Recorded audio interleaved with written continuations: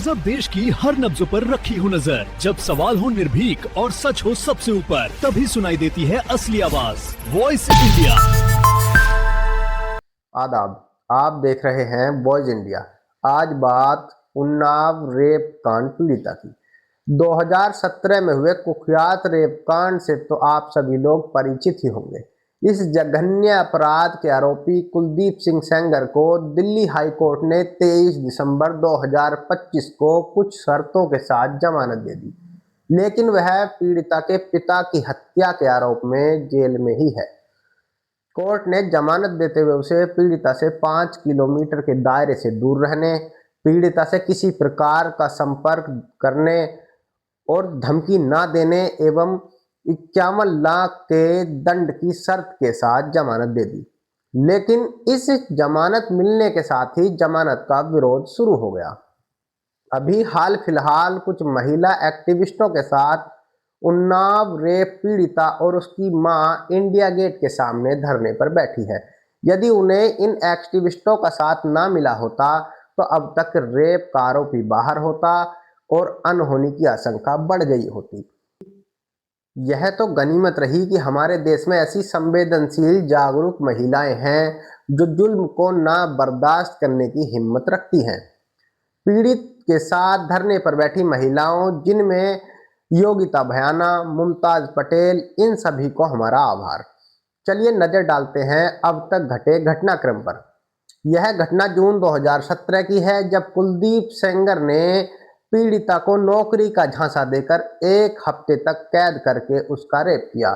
जब पीड़िता किसी तरह अपनी शिकायत लेकर थाने पहुंची तो उसकी एफआईआर दर्ज नहीं की गई। वह बार बार थाने पहुंची लेकिन फिर भी एफआईआर दर्ज नहीं की गई। यानी सत्ता और कुलदीप सिंह सेंगर की दबंगई का स्पष्ट प्रभाव देखने को मिला। एफआईआर तो दर्ज नहीं की गई, लेकिन पीड़िता को जान से मारने की धमकी दी जाने लगी। आखिरकार पीड़िता मुख्यमंत्री भवन लखनऊ के सामने पहुंची और वहां उसने आत्मदाह की कोशिश की, जिसमें वह गंभीर रूप से झुलस गई। उसके बाद मामला अंतर्राष्ट्रीय सुर्खियों में आ गया। तब कहीं जाकर एफआईआर दर्ज की गई।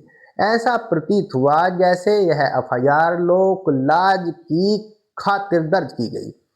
पीड़ित महिला के पिता की हत्या।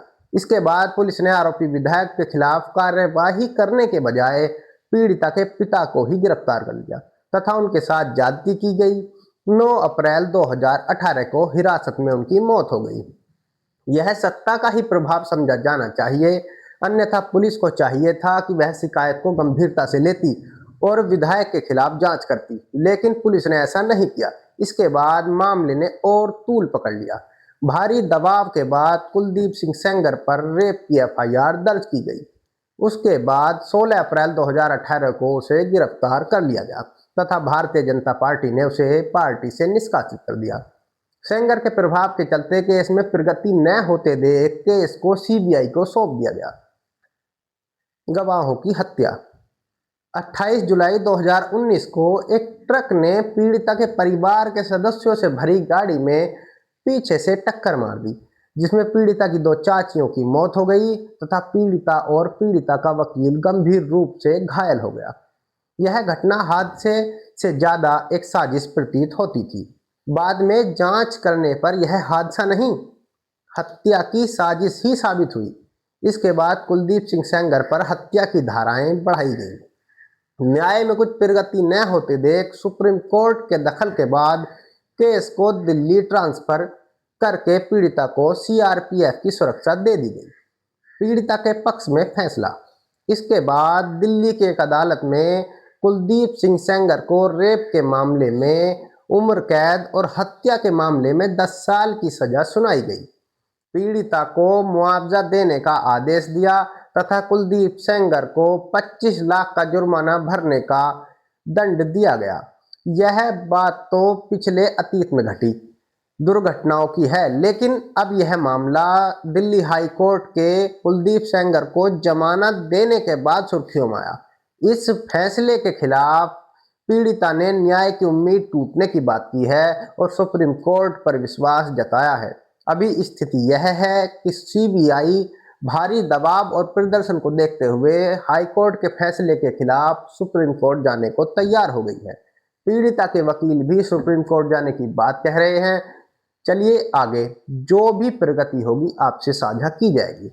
आप इस घटना और इस न्याय के दोहरेपन पर अपनी राय कमेंट में रख सकते हैं। वीडियो को लाइक करें तथा इसे दूसरों तक शेयर करें ताकि ऐसे संवेदनशील मामलों पर सभी की निगाहें बनी रहें। आपने हमें वक्त दिया, इसके लिए धन्यवाद। चैनल को सब्सक्राइब करें।